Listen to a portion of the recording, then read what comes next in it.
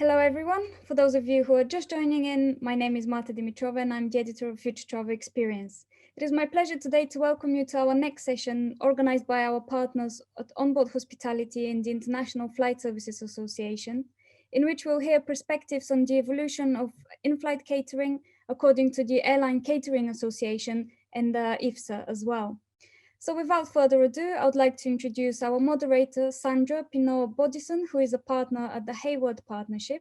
So Sandra, our audience is all yours.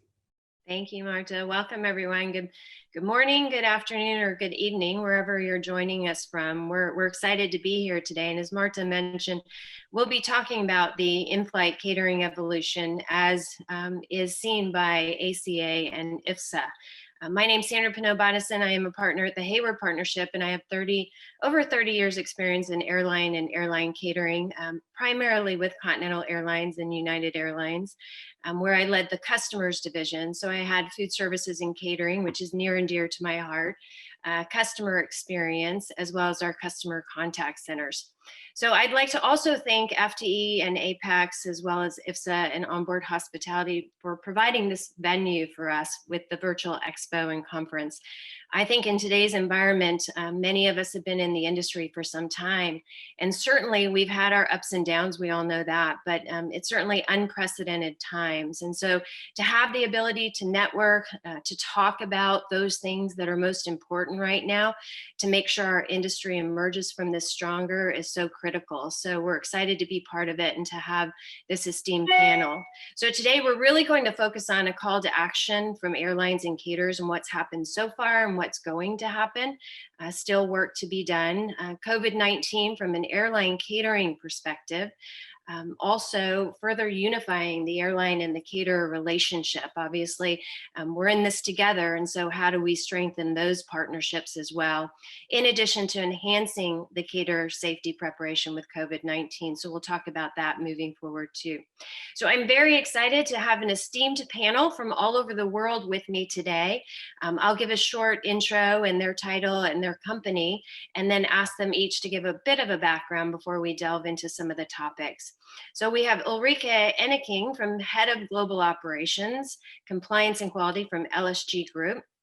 Stephen Kingsley, IFSA President, congratulations, coming in this year and on the board, and is Executive Vice President of Strategic Development for Flying Food Group. We have Vanessa Lindstrom, who's Director of Food Safety and Regulatory Compliance with United Airlines, and Adam Simonson, Head of Compliance for Donata Catering in the United Kingdom.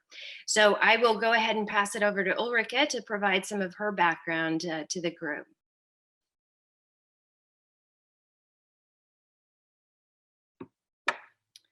Ulrike, I think you're on mute.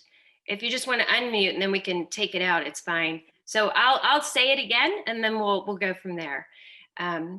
So I'd like to pass it over to Ulrike to give some of her background relative to our discussion today.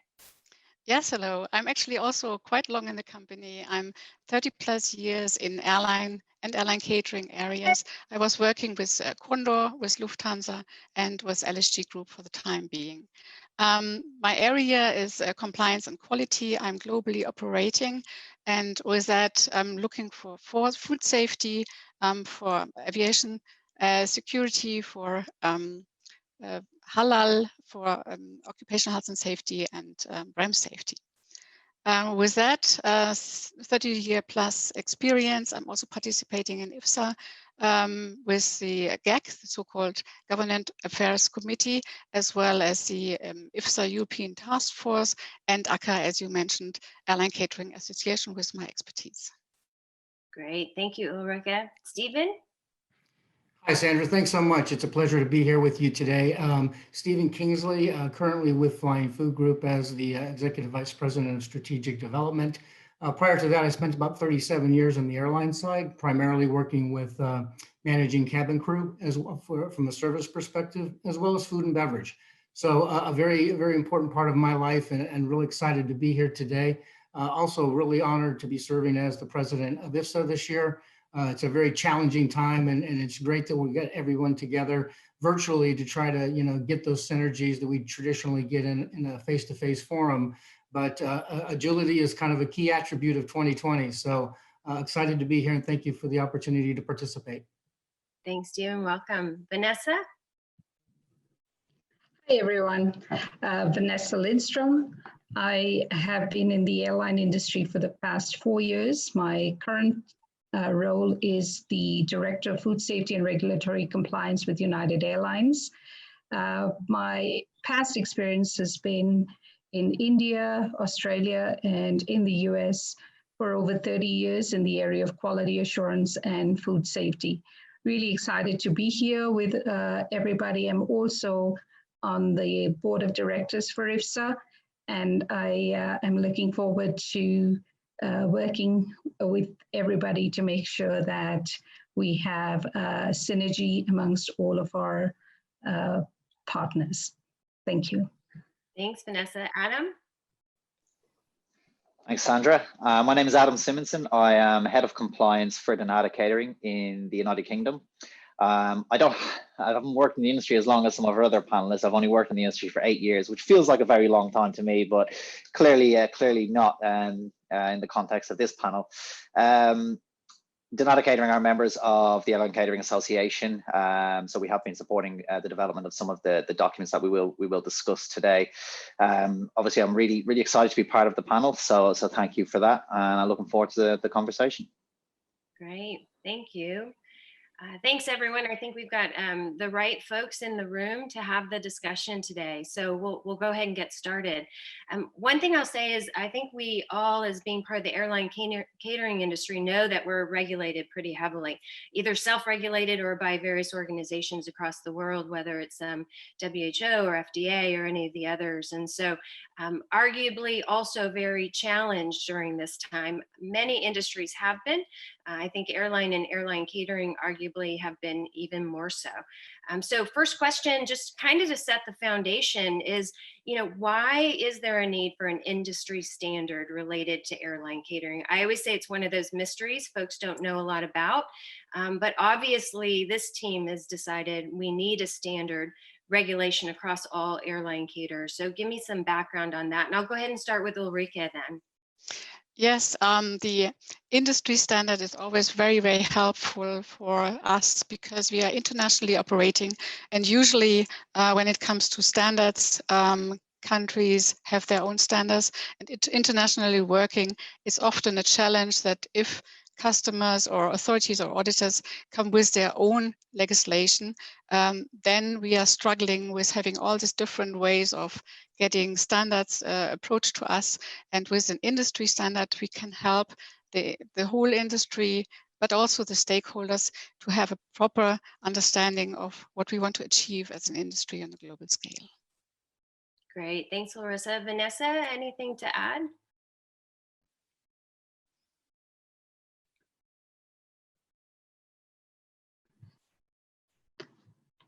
I would add that having a global standard would be really helpful because it would support the industry, making sure that the information and guidance from all agencies that will give an assurance of safety for the crew, staff, and passengers is clearly understood. In addition to that, it would support audits and make sure that everybody has the information to facilitate compliance. Thanks. I think just from my history too, the audits I think are key in that there's consistency in how we're evaluating airline caterers. I think that's the challenge with multiple customers, airline customers, when there's differences. So kudos for identifying that need. I'll just ask Adam and Stephen, anything to add or? No, Sandra, just like you mentioned, I think a common denominator that's accessible to everybody throughout the world just enables us to, number one, have consistency throughout, throughout the operation, but also achieve the highest levels of compliance. And so I think it's very, very extremely valuable. Right. Great. All right. Thank you. I know we have already published standards. So IFSA and ACA have both put out COVID-19 guidelines and standards. So I want to take a minute and kind of talk about each one. And I know Stephen and Vanessa, you're closely aligned with IFSA and the IFSA board. So have some details on that. And IFSA put out COVID-19 guidelines back in May. And so Stephen, maybe give me a little bit of background on that, and then I'll roll over to Vanessa kind of to give some foundation on the IFSA COVID-19 guidelines. Sure. It was Thanks, Sandra. a very long document with a lot of great information, I think. So kudos to that. It's a small encyclopedia. Actually, one of the attributes that I think is most important for IFSA and its role is really being, the government affairs and the advocacy of utilizing its capabilities to provide guidance, and work with governments, and this document, which I think not only will help us kind of get through, COVID-19, but I think it's probably helped prepare us for the future, whatever that may be, as we go forward.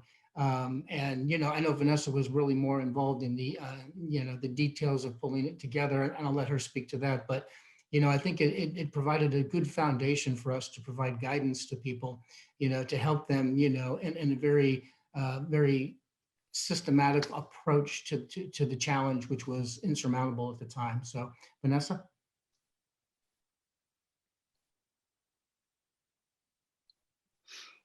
Yes, so the IFSA guidance documentation was actually designed to support the airlines and the airline catering industry in North America. So COVID was something that challenged us in a new way. And this document came together to help provide guidance and recommendations that were provided by the CDC, OSHA, WHO, and other US regulatory authorities. So that we can continue to understand how we can implement changes to our processes and continue to evolve throughout the pandemic. So this document helps facilities develop and implement policies, procedures based on their operations and whatever information is currently available to ensure that we can maintain compliance with state and local health requirements as they have been provided to us at this point.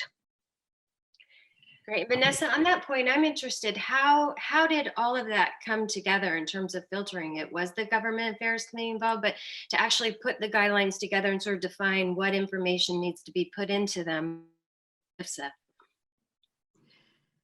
So I think it was very important to review all of the documentation that was available from the CDC, the FDA, the WHO, and then look for what was the commonalities between the different documentation, and look at what was going to be the best practice to be implemented to keep our facilities, our crew, staff, and passengers safe. Right. Kudos to that. A lot of information that was deciphered to put into that. I know the Airline Catering Association, ACA, also put out guidelines back in June. And so talk to me a little bit about the process there and the information that was sent out. I know the major caterers are all members of the association. So it's really a support and an ad hoc group, I think, that helps communicate and support even IFSA and the industry as a whole. So I might start with Ulrika if you want to give some background on that. Yeah, I think the ACA Airline Catering Association was pulling all its members together to say, how can we actually help the industry, specifically also the caterers, because there was a tendency by buzzwords with hygiene and safety that a lot of people were thinking maybe this is a risk of the food safety. Yeah? And while this is not the case, we were able with the COVID-19 guidelines to change that mindset, to make sure that people do understand that this is a transmission human to human and not a food safety topic. And that was for us caterers very, very important, as it was initially really a risk for us to see where we can actually provide food services or not. And therefore, it was an important way of convincing the stakeholders in the industry that our products we are serving are safe. Great. Adam? Yeah, thank you. I think it's important to know we started from a position of strength. As a food production organizations, we already have wide-ranging policies, processes, procedures in place for cleaning, for disinfection, for personal hygiene. So from the very start, we started from a position of strength. I think some great things have been said already. Some key words that I'd probably like to pick up on would be consistency. And I'm taking that a little bit further, standardization. So I think a challenge that we've always had, speaking from an airline catering perspective, is the sheer number of requirements. So you already talked about, the heavily regulated industry, and it absolutely is for obvious reasons.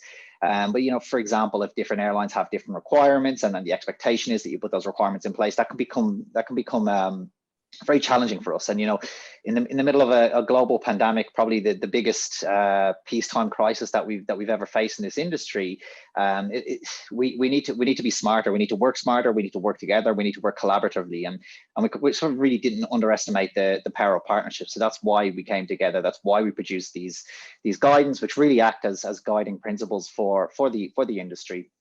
And that's not to mention that the regulatory requirements or any jurisdiction rules or anything like that would still need to be followed, but this is essentially intended to be a standard set of guiding principles. It's a great foundation for organizations to build on, and that was something that we firmly believed in, something that we thought was extremely important. That was something that would allow us to avoid duplication of effort. When you're facing a global pandemic, you need a global response. So that's why we came together and produced the guidance. Great. Thank you. And with IFSA and ACA, I know that the guidance was developed, again, supported from a lot of the regulatory bodies that then provided some of the content. So from that, in May and June, these guidelines were then sent out. So from there, there's now been an evolution, obviously, where IFSA and ACA have said, we need to really collaborate and kind of share this guidance and what is the mission of that. So I'll ask probably each of you a little bit, because you've all been involved in the process, how that evolved from sort of here's what our guidelines are, and we're obviously sort of hopefully on the tail end a little bit of this crisis, but how did that evolve to say, okay, now we need to come together and actually start looking at the guidelines and coming up with a joint mission for ACA as well as for IFSA. So I'll start with Stephen, and then again I'll ask each of you to give some comment on that, because I think each of you have been heavily involved in this process, obviously, by the experience that you have. Thanks, Sandra. Yeah, I agree. I think one of the pivotal things about the aviation industry is that safety is kind of the number one issue. I think everybody puts safety top of mind, and whether it's operating, from an operations side on an airline side or from facilitating catering operations, I think everybody is most concerned about, the safe operation of the industry. Aviation is an economic engine globally, and it enables people to travel from, throughout the world. And it has a huge impact on the global economy. So being able to put safety first and combine our efforts, using all the industry resources and expertise to provide a common denominator approach is really truly the advancement of the industry, and putting that advancement first. Great, thanks, Stephen. Adam? Yeah, just to reinforce that, I mean, the scale and the unpredictability of the pandemic obviously made it very challenging for us within the industry to respond. It almost felt like it was changing every day. We were learning lots of new things. So really, kind of coming together was probably in the evolution of what we were doing was the next step to take. Obviously, we needed to be able to embrace change, to be flexible, and it just felt right that we both got guidance documents in their own right, which which are being very supportive for the industry, but actually, you know what, practically it makes sense now that we work together, we collaborate, and we produce a new guidance, because, you know, things change. And like you said, it was May and June when these documents were published. So, you know, lots changed since May and June of this year. So it just felt like the right next thing. It was the right next step for us to take.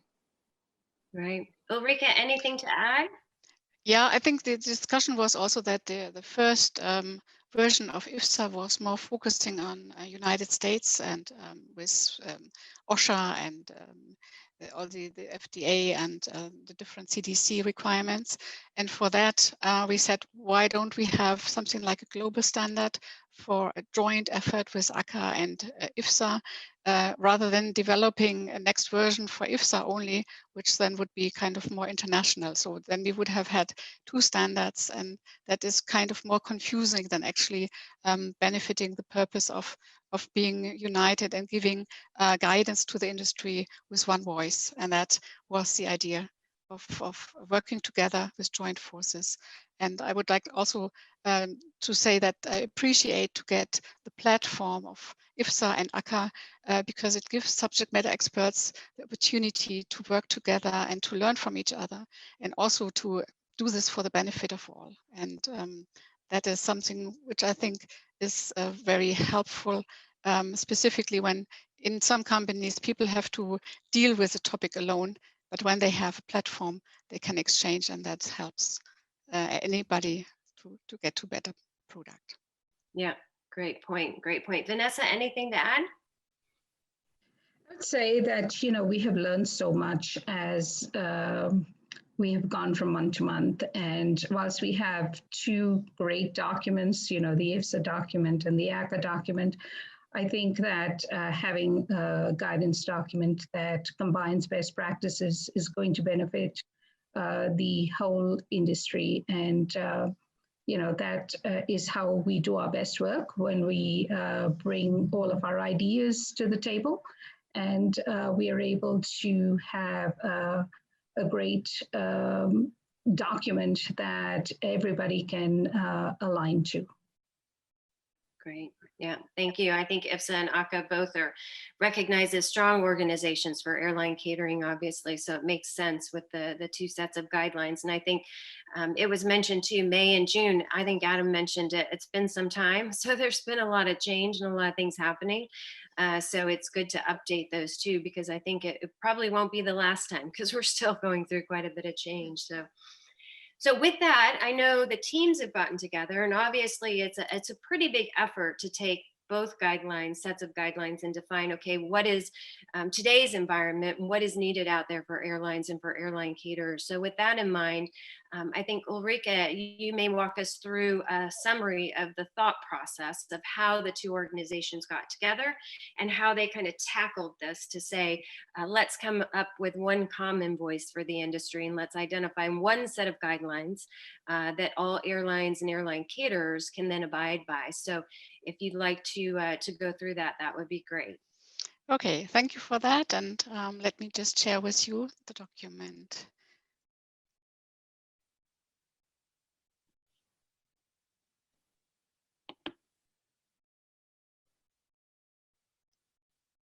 So you will see here the both versions, as we discussed already, the ACA guideline from June and the IFSA guideline from May. And as said, we wanted to merge the products, and we wanted to also use the opportunity to continue to improve as some time has passed. So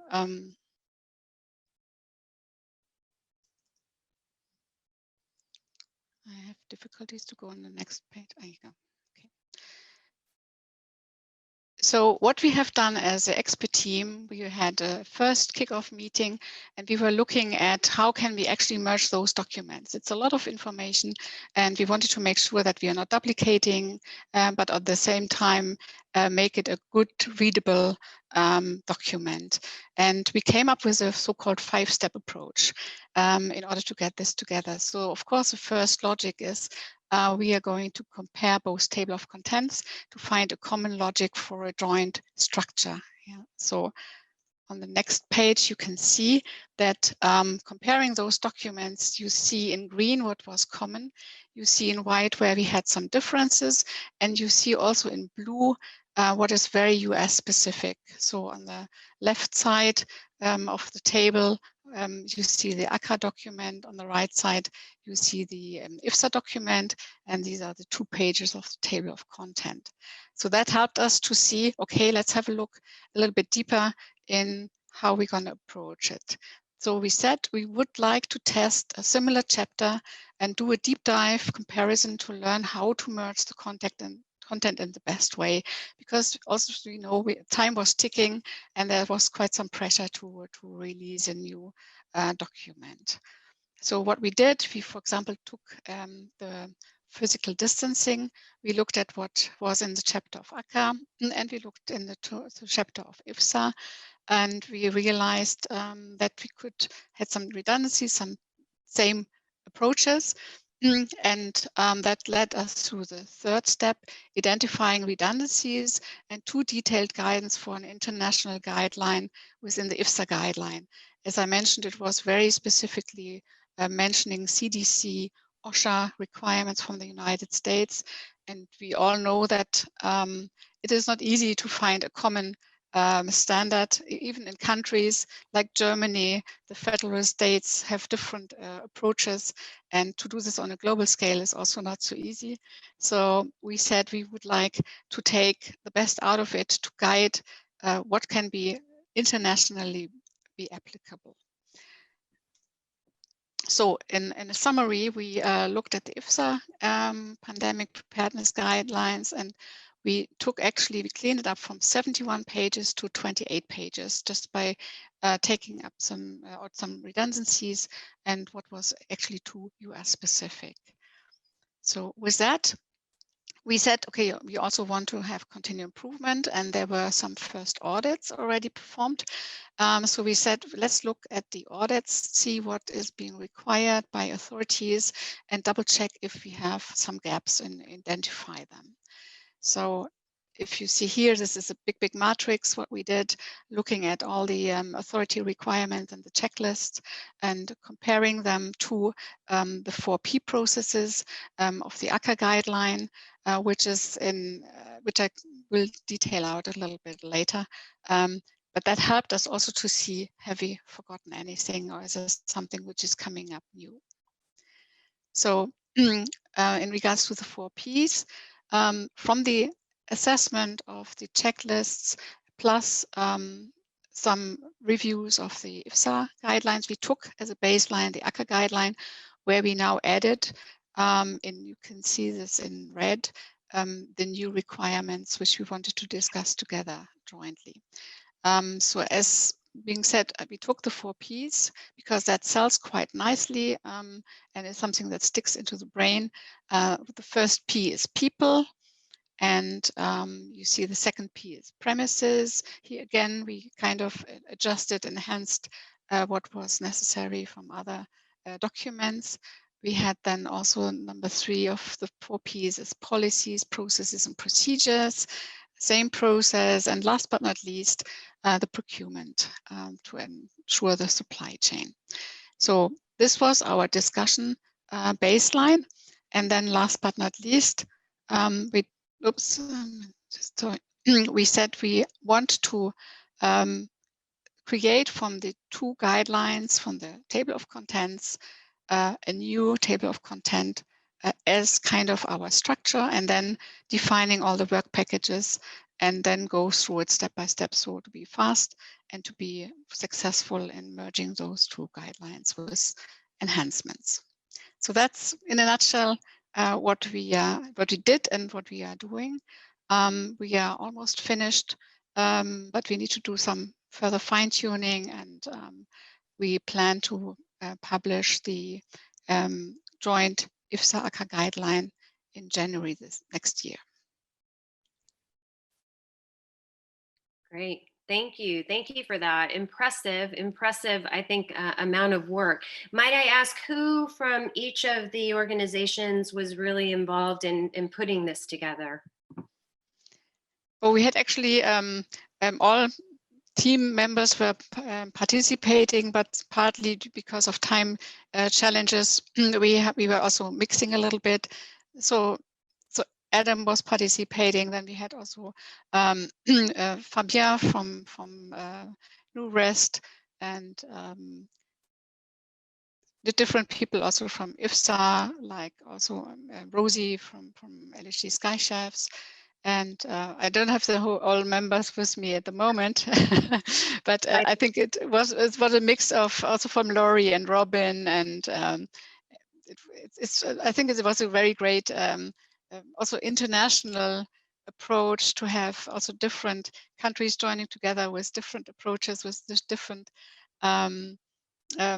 attitudes. And I felt that this was absolutely a great team, and doing this virtually, I was really amazed how wonderful that worked. Yeah, because we were focused on the topic, we were focused on really achieving it, and it was good subject matter expert expertise available. Yeah, no, great job to all involved. I know in the past, it's always been so difficult because what's the common denominator? And usually you go to the highest level in terms of regulation. So I think to bring the two guidelines together, and you said it would be published in January, and would that be available to all members, the entire industry? How is the distribution of that? Is it on the websites? What would that process be? Also classically, IFSA is providing its guidelines for free on the internet, and same goes for ACA, because what we want to achieve is we want to have this spread out, and also the smaller companies, whether the caterers, also smaller airlines who don't have corporate functions, should have a benefit from that. And that was always our intention also with the World Food Safety Guidelines in the past. Right, great. Anybody want to add anything? I know everyone's been involved to a certain extent. If there's any additional thoughts or feedback on kind of that process and how that worked. Oh, I think Ulrika's done an excellent job at framing it. Yeah, no, thank you, Ulrika. I think that was a great overview of the guidelines. And I'm sure that airlines and airline caterers will be looking forward to having sort of one, I think, document of truth, if you will, that then evolves as well. Because I think moving forward, we continue to kind of change, and it's ever changing. And so I know we've talked quite a bit about the guidelines, ACA as well as IFSA, and sort of that process. And so in that light, kind of utilizing those documents and what we're looking at today, I want to kind of get your thoughts on what you think new normal is. I mean, we're all certainly over here in the States. I think we've gone through second phase and third phase, and we're continuing to see evolution. We're seeing openings and closings, and we're seeing just a lot of sort of back and forth with this pandemic. And so it's still very uncertain. And at the same time, we're seeing some optimism. We're seeing, I think, over our traditional Thanksgiving holiday, I think we had 4 days with over 1 million people traveling. The TSA actually screened folks. So people are getting out and people are starting to travel again. At the same time, while some places are sort of still putting in restrictions and shutting down, I still want to go to the UK. I want to go to Germany. I want to visit all my relatives, but we can't right now. But we're starting to see also news and different updates and developments about vaccines, and some really positive developments, I think, too. They're helping fuel some of these changes. I would just ask each of you, I think, in light of sort of IFSA and ACA and the guidelines that are out there, what do you see as something that is, let's say, a short-term versus a long-term solution? Something that, we've gone through this, but some good developments may come out of it, where this is sort of a short-term policy, and you guys are very close to the guidelines and the policy. So what do you view as maybe sort of a short-term, not solution, but right now guideline, versus these might be long-term and actually change our industry for quite some time? So, looking at where we're at today, what do you see as more immediate versus then things that out of this guidance will remain and actually be a standard for the industry? So I'll just throw that out there, and anyone that wants to give their thoughts based on their own perspective, it would be great.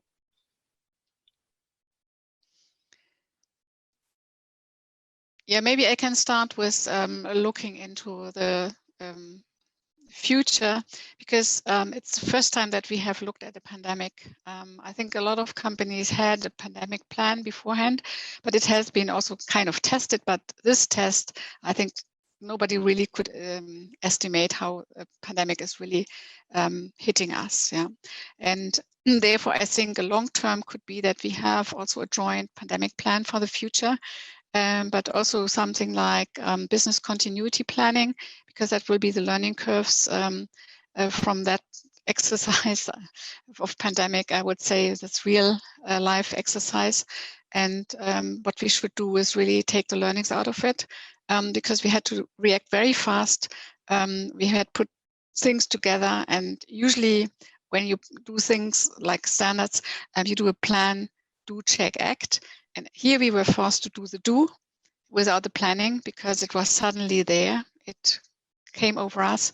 And at a later stage, we can kind of learn from what we have experienced and then come up with a, let's say, generic pandemic plan, because viruses could always mutate, and hopefully we will never go through another one. But still, to be prepared for a pandemic plan for the future, plus a business continuity plan might be an option. Yeah, that's a great point, Ulrike. I think business continuity, we always had pandemic in there. I don't know that we ever dealt with it as much as we have now. We've definitely had other things that are very regionalized, where we had issues with different flus and things. But I think this has kind of been the first time it's been so global. And so I think it's certainly relevant to put together a plan going forward, and this being a big element of it. And so experience that we probably didn't want so quickly, but I think that due to circumstances, we've had that. So I just ask each of you, Stephen, anything to add on sort of short term? Yeah, no, Sandra, I think Enrique did a great job articulating kind of where we are. I think long term, we are obviously going to face something like this again. You know, I think this was a wake up call for all of us. Although we knew that the possibility was out there, I don't think any of us truly understood the magnitude in which it could potentially impact us. And when you look at what COVID's done worldwide, you know, it's been devastating, you know, throughout the world. So I think this creates an opportunity for us to learn and grow and become better at planning and put better contingencies in place and better business continuity plans, and recognize the true value of having those plans, you know, thoroughly thought through in advance. I think we all made the best decisions we could, you know, as things evolved, and we moved very, very quickly. But I think our world has changed, and in going forward, I think there'll be a lot more focus on trying to plan for the future and having those contingencies truly defined. Yeah, great. And Vanessa, I know you've got the airline world and the catering world, because you have supplier partners, but your own kitchens as well. So just from your perspective, what have you seen sort of as this is short term, but this is long term, just kind of developing out of this? So I think like Ulrike said, you know, we did have plans, but nothing could have prepared us for what we actually experienced. And so we had to be very nimble and implement changes to our existing processes at the facility level. So we operate with very robust, good manufacturing practices in place, but we had to step it up even further.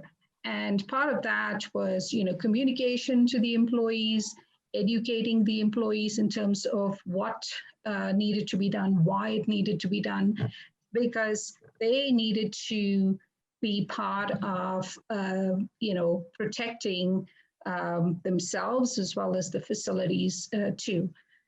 In terms of the aircrafts and, you know, everything that we did on board, personally, I felt very confident to travel, and I traveled, you know, throughout the pandemic, other than, you know, the initial couple of months when, you know, there was a lot of uncertainty. And I think that everything that the industry has done has instilled confidence in the traveling public, because they know that the one thing that would not be compromised was their safety. And, you know, for me, as I traveled, to see people follow the guidelines in terms of wearing masks and, you know, boarding the way they were expected to board, was really great to see that I think as an industry, we responded to what we were challenged with, and were able to get people confident to start traveling again. And we need to build on what we have put in place to continue to get back to the flight numbers that we had pre-COVID. Yeah, it's a good point, Vanessa, on the employees too, because going through this and defining these, it really is about educating and training everyone sort of in terms of global pandemics. I think for most of us, this has been the most extreme. And so I think certainly from an employee standpoint in the catering kitchen too, it's really educating and making sure they understand it's for their own safety, as well as for the safety of the passengers and so forth. And that's across the airline and airline catering, I think too. So great point. Adam, anything to add? Yeah, I think some excellent points have been made. I think, you know, the scale and unpredictability of this pandemic has made it really challenging for all of us to respond. In the short term, I think we've learned a lot. People have mentioned that we've already had, you know, pandemic business continuity plans in place. But like I said, this is a different scale. This is highly unpredictable, which make it more challenging. So we have learned a lot. We will be better prepared in the future. But what I will say is that if we continue to follow the guidance, the policies, processes, and procedures which we have put in place at an unprecedented rate, we'll continue to safely navigate the pandemic. So that's what we need to focus on. We need to, you know, remain vigilant, not become complacent, continue to stringently follow those policies, processes, and procedures, and we'll continue to safely navigate the pandemic. And then, you know, in the future, you know, when we're faced with the next pandemic, we will be much better prepared to respond.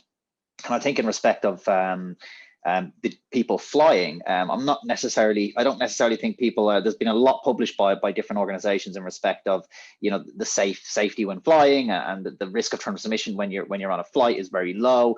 I think we know that. I think the general public know that. I think that what's probably caused people not flying is more a case of the government restrictions that have been put in place in respect of quarantines and self-isolation. I think that probably has more of an impact in respect of the public's perception of the industry and on whether or not they're willing to get a flight.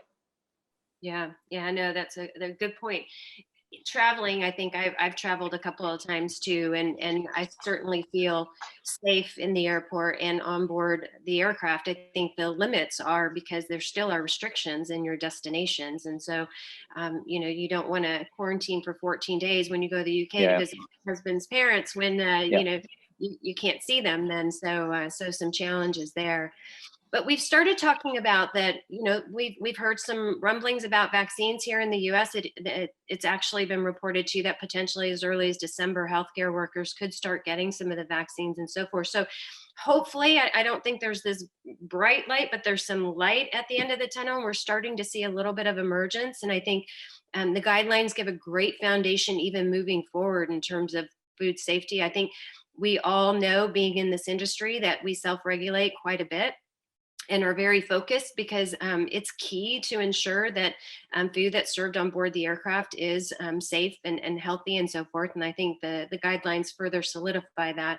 Moving forward, in looking at what airlines and caterers together should do, and I say airlines and caterers, but I actually put suppliers and their two supplier partners.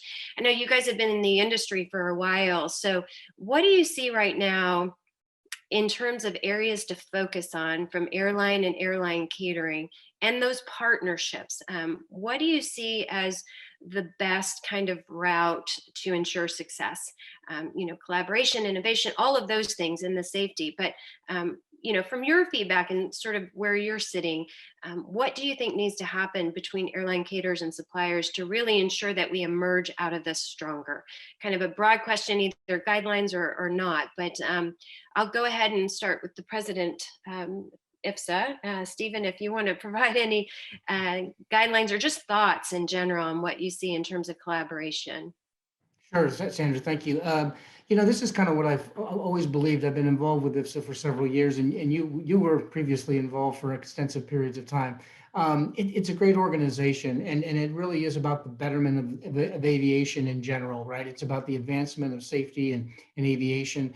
And I think that whether it's ACA or IFSA, these are the types of organizations that can get everybody to come together, and leave their competitive nature behind and work, cooperatively for the betterment of everybody. And this is where I think the value comes in. And this has been a great opportunity for us to leverage the capabilities of all those organizations worldwide and help keep aviation on track. It's been a devastating blow, but it is a very resilient business, and I know it will return. Business travel, leisure travel will come back at slightly different paces at different parts of the regions of the world, but it is coming back, and it will be a vibrant industry again very, very soon. But kudos to everybody, especially on this team, that work together to bring these, guidelines to a common denominator, for the industry's sake. Yeah, it's a good point. I think even my involvement, I think the one thing that I found is lines were sort of brought down, and there was a lot of collaboration, whether you're on the IFSA board or when the committees, or now with ACA working with IFSA. I think it really is a common purpose, and develops those relationships in a way that does focus on the industry too. So Vanessa, do you have anything to add just in terms of what you think's needed as we emerge from this in terms of successful partnerships? Communication is really important. And when you communicate and you explain the reasons behind some of the changes, then people are more inclined to align with it, because they now understand. And I think that the collaborative work that has gone into creation of this guidance document is fantastic. And once this document is available, then it's incumbent on us to take this document and be ambassadors to be able to share, the rationale behind why these changes are important. And that then becomes foundational to how we operate as we go forward. Mm-hmm. Yeah, good point. Thank you. Adam, anything? I mean, we've talked a lot about partnerships. I think we need to continue to encourage and promote the power of partnerships. Clearly, it's working now more than ever. It's something I mentioned earlier. We're in a global pandemic. We require a global response, and we can do that together. Working in partnership, it removes duplication of effort as well. And we need to be highly efficient now. It's been an absolute massive challenge, but I think Stephen's hit the nail on the head, and he said we are resilient, and the industry will return, and will return stronger. Great. Ulrike? Yeah, maybe I think is also our strength is definitely that we are very flexible and very agile. And I think that's what is being required in the future, because we were really fast in ramping down. And if hopefully in the very soon future, we can ramp up again, I think our industry has proven to be fast and flexible. Great. Yeah. Thank you guys. Thank you guys. I think really good feedback in terms of sort of the collaboration and the partnership. So I want to take a couple of minutes to kind of throw some questions out there just in terms of what your thoughts are. I know Vanessa touched on this in terms of traveling and sort of seeing the customers, and just to kind of pick your brain on, I've traveled, I've gone, and the service today, I think we all know, the service is pretty much non-existent unless it's needed. And it's very focused on not having interaction. Understanding that's kind of what our environment right now, moving forward. And so I know we've got vaccine and other things that are talked about and discussed. What do you guys think, just your own thoughts in terms of what will need to happen, what is happening for customers and passengers to come back? We're seeing it because we had some record days here again for the holidays and things like that. So we're seeing folks come back. And we talked a little bit about some of this, but let me get your thoughts on what you think needs to happen for passengers to come back, but kind of for the service to come back a little bit too. No one has a crystal ball, but what you think needs to happen for some of that service level to come back to. I'd be interested in your thoughts. Anyone that has a thought, I know it's kind of an out there question, but I thought it'd be interesting to chat about.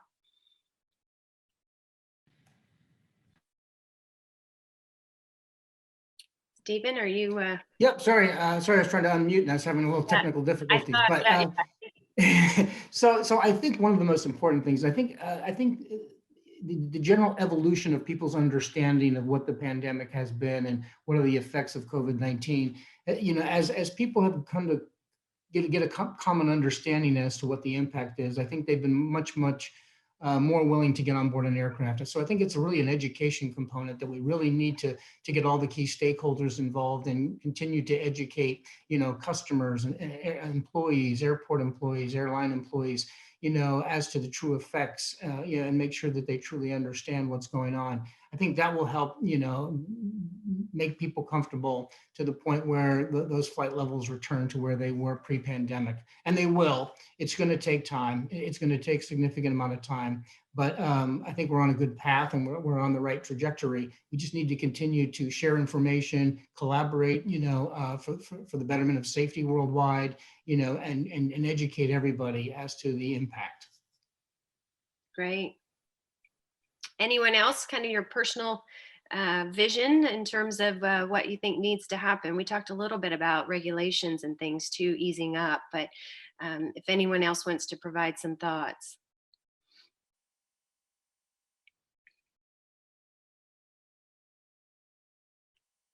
Okay, well, I think the one thing that we talked about too is that certainly travel restrictions need to lift to where I think the vaccine, will help in terms of kind of moving forward too. And so I think our industry, again, everyone is, vaccine is kind of the all-in solution. I don't think it's necessarily that as much as still having a lot of these safety processes in place too.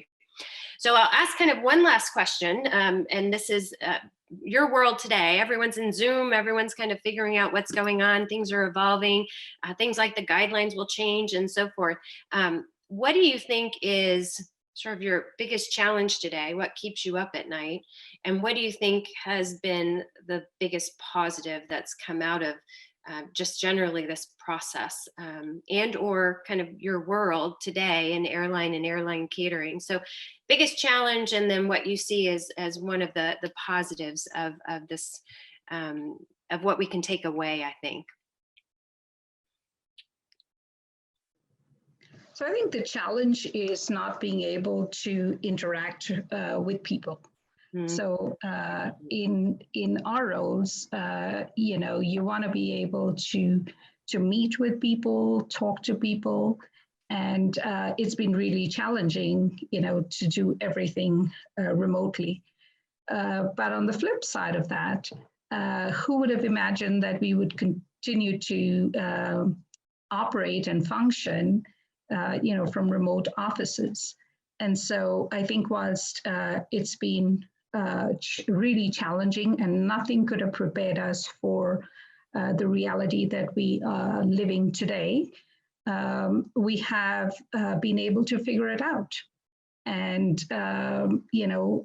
the remote meetings, the conference calls, etc., have become the new normal. And people have adapted and adjusted to that. And it's been really great to see that the productivity has not really slipped in that as a result of this. Yeah, great point. Great point. Anyone else?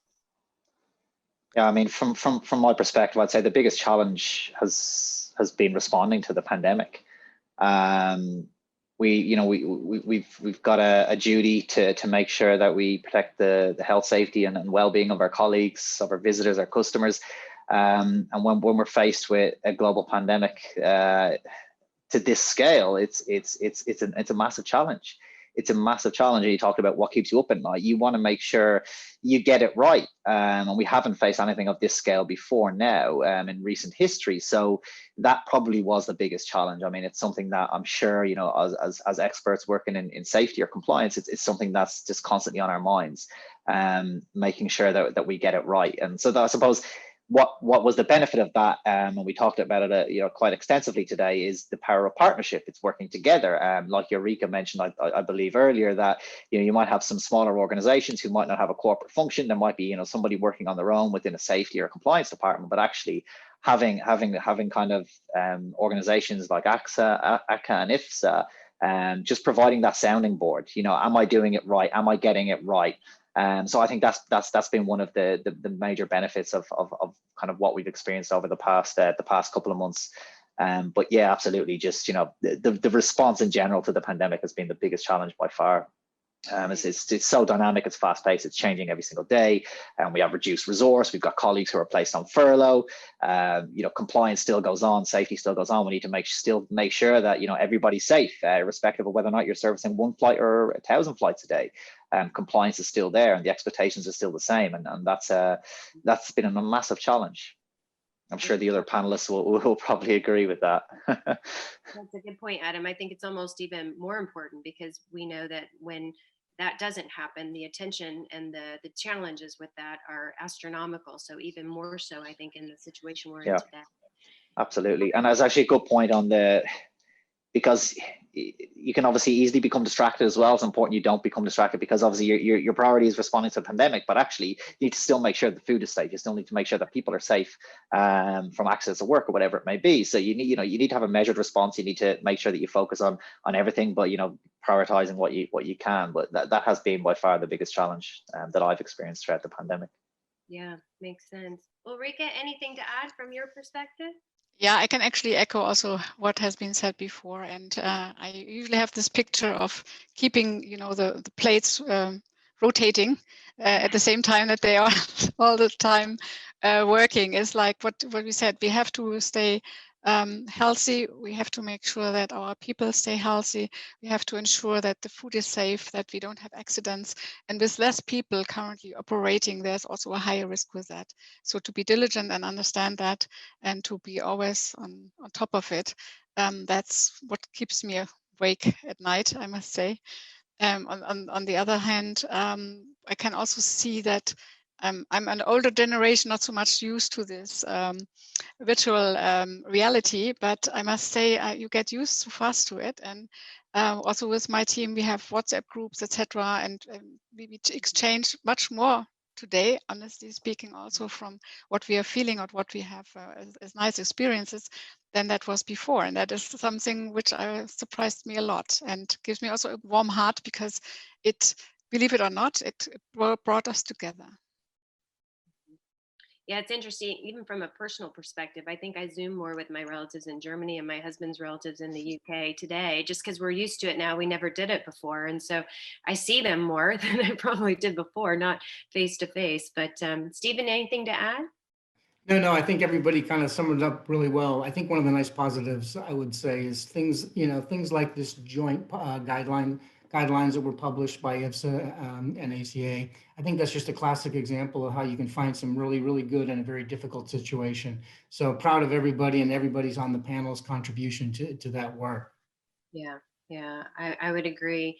Any final words, anything to add? I think you guys, kudos to you and your companies, Ulrike, Adam, Vanessa, and Stephen. I think everyone's been, to me, very active and collaborative. I think IFSA and ACA are sort of the channel and the mechanism to develop these guidelines. I think it gives it credence, it gives it value to the industry, that there is a one sort of voice, I think, that comes out that then is also flexible and changes, because the folks that are actually putting the guidelines together are involved in IFSA and ACA and in the industry, and so actually know when those changes happen too. So I want to thank each of you for attending today and being part of our panel. I think Stephen said it, our industry is resilient, and we're all very passionate about it.